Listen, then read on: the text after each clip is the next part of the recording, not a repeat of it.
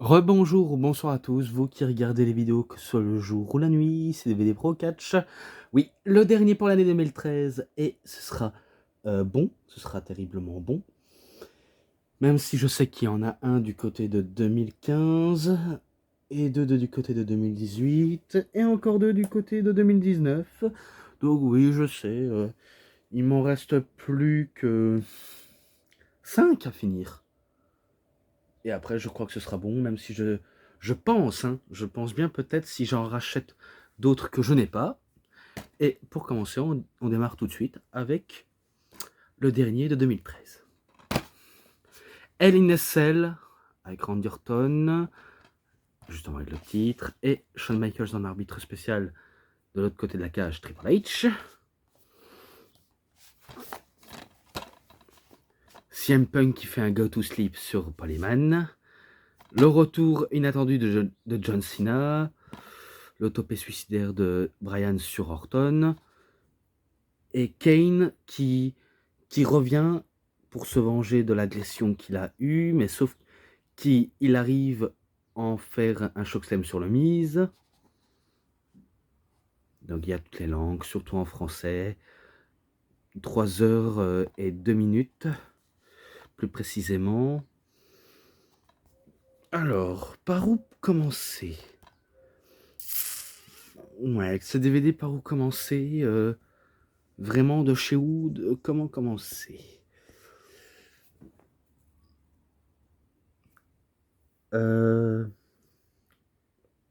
Attendez, voilà, je l'ai trouvé. Damien Sandow contre Kofi Kingston, donc qui figure dans ce DVD. Normalement, des choses comme ça doivent forcément être dedans. Enfin, il doit être forcément là. Même si je me rappelle de la promo de CM Punk, qui disait qu'il a enfin terminé sa vengeance face à Polyman, et que malgré l'admiration qu'il a pour ce dernier, il en a officiellement terminé avec lui. Mais concernant Damien Sandow et Kofi Kingston, je pensais peut-être que c'est Kofi Kingston qui allait remporter, mais il faut pas déconner. Damien Sandow attendait ben, que le champion du monde, qui était Alberto Del Rio, soit il va perdre son titre, ou soit il va le conserver. Et ben ça, c'est la question qu'on va se poser tout à l'heure. Et qu'il dit qu'il va observer ça de très loin, même si je suis sûr qu'il le regarde vraiment à distance, et qu'il nous termine encore qu'un Yo Welcome. Donc, la descente du coup du dédain, tentative de Drampole Paradise de la part de Kofi Kingston, mais à la fin, c'est un brise-nuque de la part de Damien Sandow. Donc, c'est lui qui bat Kofi Kingston, et ce match-là, 3,20, encore une fois. Là, maintenant, un match triple menace pour les titres par équipe. Les frères Rhodes contre les Usos, ou les Usos Crazy, et contre le Shield. Seth Rollins et Roman Reigns. Oui, forcément. Et que, attendez, je m'en rappelle très, c'était très disputé entre les trois équipes. Les Usos qui veulent connaître la gloire et le succès en tant que champion par équipe, tandis que le Shield veulent une rédemption pour remporter le titre, donc on va dire un match revanche, même s'ils doivent affronter plusieurs équipes à la fois. Mais ils ne reculeront devant rien pour atteindre leur objectif. Donc malgré tout cela, malgré que les Usos ont sorti que des dingueries dans ce match, malgré que le Shield se sont montrés très intraitables, c'est les frères Rhodes qui remportent le match, et que je ne sais pas si c'est un des Usos qui va être sacrifié ou encore un des membres du Shield, mais c'est victoire des frères Rhodes. Ce match-là, 3,50, je le mets d'office comme ça en début de la carte. Maintenant, Fandango et Summer Rae contre le Great Khali et Natalia, accompagnés par Hornswoggle. Match par équipe mixte, bien sûr. Je me rappelle que Fandango, il commençait par une promo, et qu'après sa promo, il nous fait une petite salsa avec Summer Rae. Tandis que de l'autre côté, quand il y a à l'entrée, Glad Khali, il ne danse pas, mais il gesticule les bras, à l'air de dire qu'il danse. Tandis que Natalia, elle, bien sûr, elle danse avec le petit Hornswoggle. Et que c'est pas non plus très foufou ce match-là, je veux pas vous le dire. Même si je me rappelle d'avoir un petit peu explosé de rire, mais bon, c'est juste, on va dire, pour ricaner, mais pas pour ricaner, l'air de dire ah ouais, c'est un grand match. Non, ça, je peux pas dire ça. Vraiment pas du tout. Car j'ai pas non plus trop pris au sérieux. Et que à la fin, si je me rappelle bien, Natalia se fait surprendre par un petit paquet de la part de Summer Rae et qu'elle avait les pieds dans les cordes pour remporter la victoire. Donc c'est sur ces victoires des deux danseurs, une danseuse et un danseur. Voilà, vous avez compris le délire. Et ce match-là, 3,10, je lui mets ça. Match pour le titre des États-Unis, cette fois-ci, Biggie Langston contre Dean Ambrose. Alors oui, il voulait défendre son titre, justement. Il voulait défendre son titre face justement à celui qui commençait à faire sensation. Parce que oui, Biggie commence à faire vraiment sensation. Et je me demande si ce ne sera pas lui qui va détrôner Curtis Axel pour le titre intercontinental. Parce que je pense que c'est lui qui va le détrôner. Si c'est ça, alors j'ai quasiment raison. Donc je me rappelle brutal, la brutalité du côté de Biggie Langston, tandis que Ambrose, lui, il combattait avec furtivité. Et bien sûr, en catchant de manière intelligente, en attaquant les petits points faibles de Biggie, il a forcément moyen de le faire céder par la pression, que ce soit en le faisant tomber ou mieux le blesser, quoi. Même si je suis sûr que c'est peut-être pas l'intention. Mais je crois que Ambrose, il va un petit peu saigner au niveau du visage, ou alors est-ce que c'est Biggie, je ne sais plus. Mais en tout cas, il y avait de la brutalité qui s'est installée.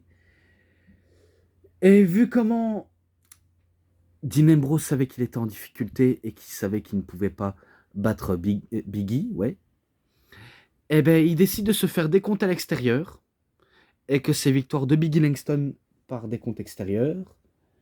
Mais voilà, ils veulent recommencer le match, mais sauf qu'il n'y aura pas de rééternel recommencement du match de la soirée.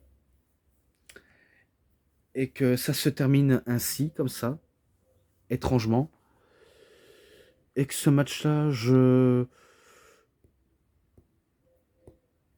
lui mets 3,40. Je lui mets ça. Pas que j'ai super adoré. J'ai adoré, mais un petit peu à moitié, voilà, on va dire ça comme ça. Mais voilà le fait.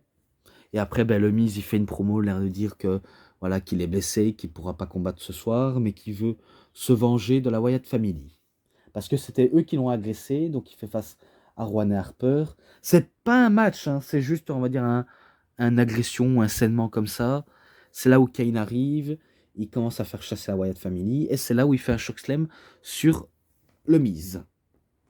Pour un peu officialiser son heel turn, et qu'après, on sait bien qu'il va changer de gimmick de personnage, car on sait qu'il sera Corporate Kane. Donc, vous avez au moins compris de chez compris.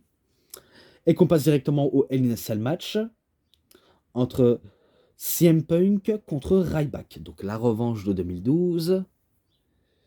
Est-ce que Ryback va enfin battre cette brute, comme il qualifie de CM Punk? Alors que CM Punk, pour certains, c'est toujours le meilleur au monde et un sauveur, qui veut sauver son honneur également, et de pas se trop faire marcher sous les pieds. Et pour faire rappeler à tout le monde que la seule brute dans cette histoire, c'est Ryback, et la plus grosse chouin qui a eu lieu à rencontrer CM Punk, c'est Paul Heyman. Donc pour l'instant, il s'occupe de son client à Paul Heyman, même si Paul Heyman, je me rappelle qu'il est en hauteur, et que je crois qu'il a dû prendre un escalateur, parce que vu comment il ne sait pas grimper à la cage, il a besoin d'un escalateur ou un élévateur, peut-être comme ça, pour être dans la cage, au-dessus de la cage, pour voir le match à distance. Donc il y avait de la brutalité du côté de Ryback et de CM Punk. Et que CM Punk, ben, il joue en mode survie, tandis que Ryback est en mode ben, chasse à l'homme. Il est vraiment en mode chasse à l'homme. Je vais peut-être achever directement parce que ça me fatigue un petit peu de trop le dire. Euh, CM Punk qui bat Ryback avec un JTS, donc un Go to Sleep, pour l'emmener faire dodo. Et après avoir battu Ryback, eh bien, il va prendre un kendo, il va l'attacher sous son slip pour grimper à la cage et de frapper, fouetter Polyman. Donc il commence à l'empoigner, à lui donner un coup de kendo. Polyman, il a mal. Et lorsqu'il le porte sous ses épaules, certains pensent qu'il allait le balancer du haut de la cage, une chose qui est très très dangereuse. Donc c'est une très mauvaise idée si on le fait. Et si on fait ça, ben, on va en prison pour meurtre. Donc il ne va pas le faire, il fait un go to sleep sur Polyman, et sa vengeance, il aura accompli, pardon. Donc je m'attendais à une victoire de lui, et finalement, il a eu sa victoire, et on l'a eu, sa célébration de victoire, même si ça n'a pas non plus été très dingue, je ne veux pas vous le mentir. Et maintenant la suite pour Punk, on sera dans les prochains, même si les prochains, je les ai déjà cités. Encore un match par équipe. Oui, encore et encore. Mais cette fois-ci, ceux qui font leur début officiel, The Los Matadores, Fernando et Diego, accompagnés par leur petite mascotte El Torito, contre les Real Americans, Jack Swagger, Antonio Cesaro, accompagné par Zeb Colter, avec un petit n'est-ce pas le GOAT. Le GOAT quand Christophe dit avec une voix comme ça. Bon, c'était un match très court, sympa, qui annonce un peu les débuts officiels. Et que je pense que ceux qui se cachent à travers les tenues de The Los Matadores, je me demande si c'était pas Primo et Pico. Parce que j'ai fort l'impression que c'est eux. Hein. Peut-être si on va sur le wiki, il y a forcément moyen que ce soit eux en chair et en os. Mais en tout cas, c'est eux qui remportent le match. Ne me demandez pas pourquoi, même moi j'essaie de mieux comprendre les choses, car je m'en rappelle en faisant des allers-retours, venir et revenir. Mais en tout cas, il est marqué que c'est victoire de eux. Tout simplement. Je pense que c'est Jack Swagger qui va se faire subir comme maillon faible. Et pour ça, 3,20, je mets ça. Ensuite, John Cena qui fait son retour face à Alberto Del Rio. Alors, John Cena, on s'attendait vraiment pas à le revoir très très vite, alors qu'il se faisait opérer du coude qui ressemblait vraiment à un œuf à la place du coude. Donc on pensait pas vraiment le voir très rapidement, et pourtant il revient. Bien sûr, il avait pris des entraînements, de la musculation, et que Del Rio voulait à tout prix pas affronter John Cena. Il voulait pas du tout l'affronter du tout. Donc il avait qu'à, on va dire, montrer ses atouts à Vicky Guerrero pour l'empêcher, mais sauf que Vicky ne veut pas justement accepter les avances que Del Rio ne veut pas combattre, car il doit combattre le visage de la WWE, même si il nous raconte que la WWE est en crise de visage de WWE, donc pour eux ils sont en pleine crise, mais pour moi c'est un pléonasme quand on dit ça.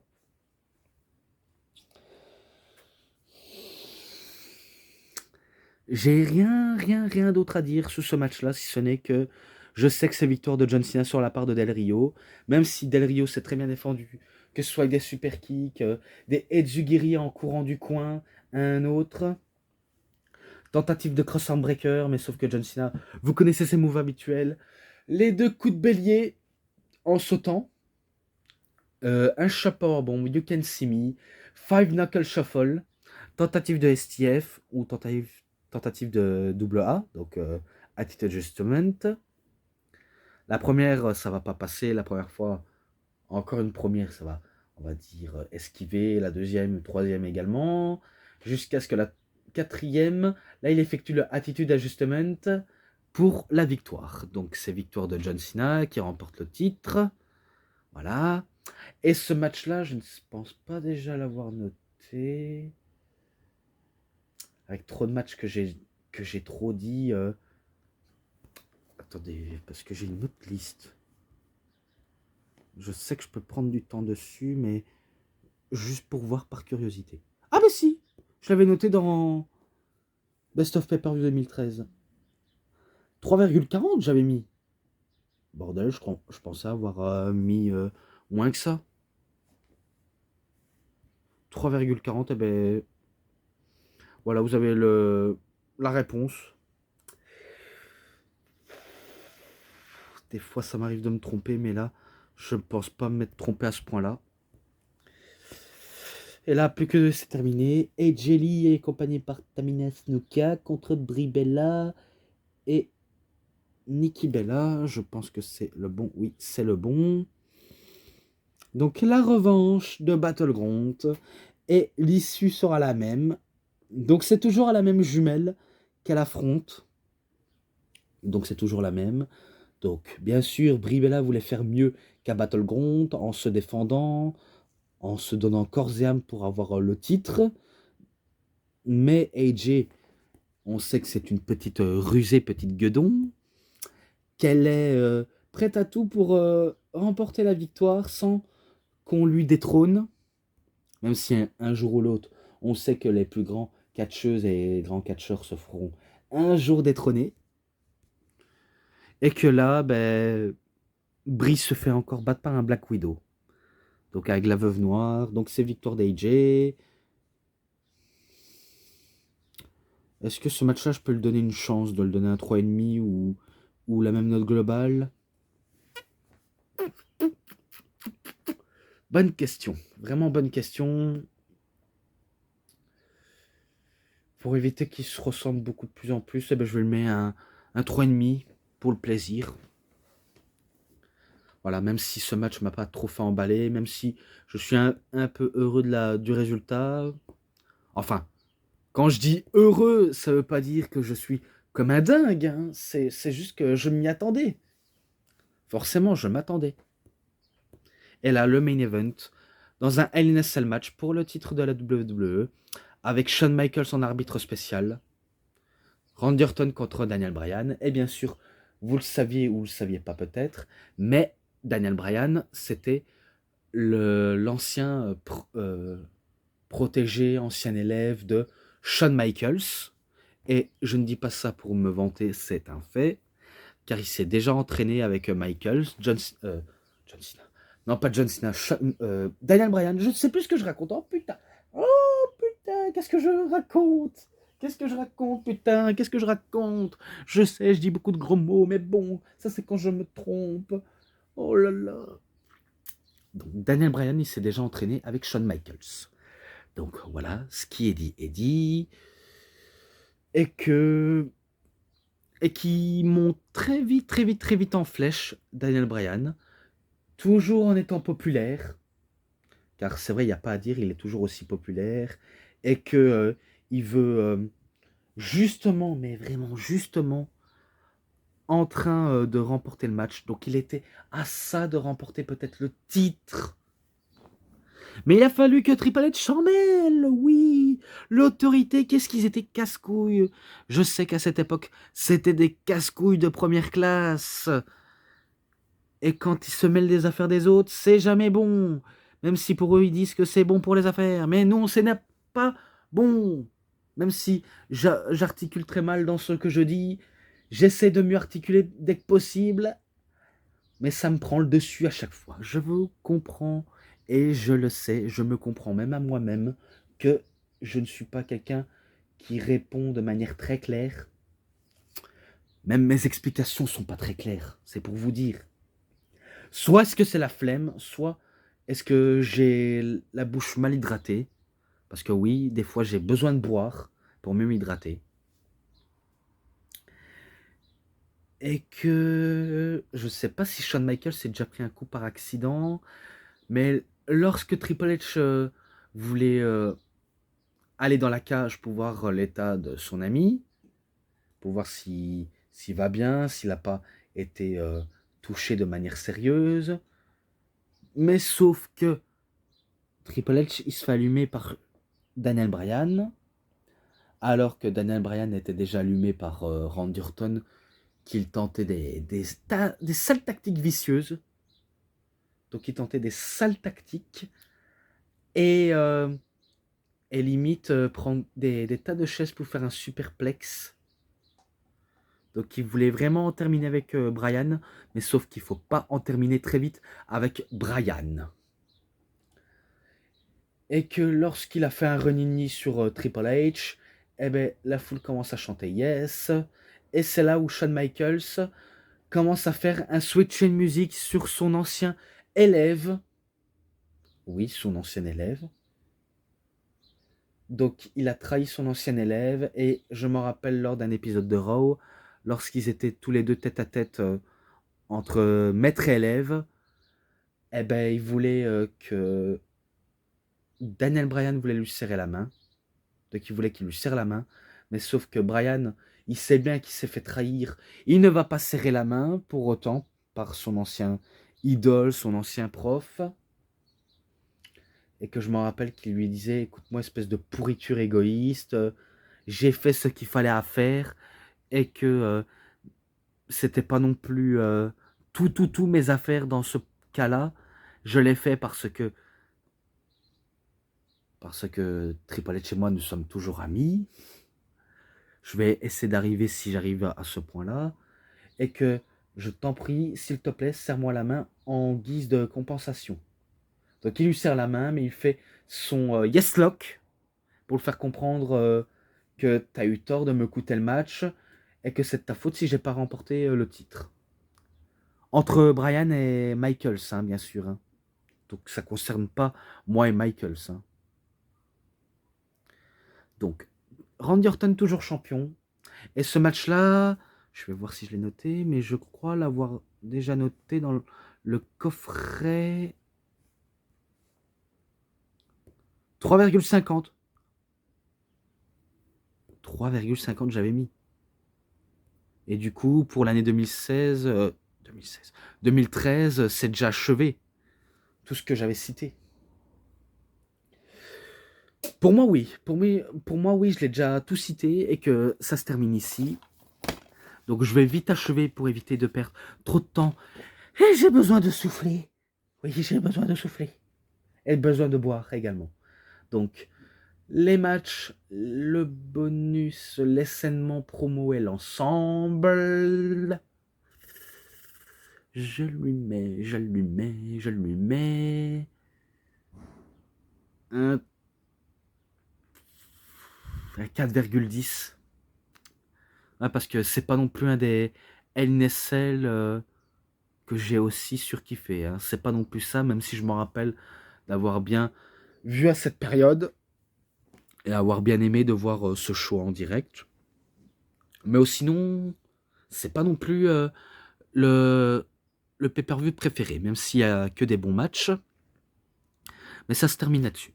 Donc, vous connaissez la chanson, c'est tout pour cette review, c'était DVD Pro Catch. J'espère que ça vous aura énormément bien plu. Et si vous avez aimé cette vidéo, vous savez ce qu'il vous reste à faire. Likez la vidéo, commentez, partagez, abonnez-vous à ma chaîne et cliquez sur la petite cloche pour avoir plus des notifications des prochaines vidéos. Et moi je vous dis bonne journée, bonne soirée à tous. Au revoir tout le monde pour une prochaine vidéo. A plus à tous les fans de catch. Allez, bye tout le monde et les gens. Allez, salut à tous.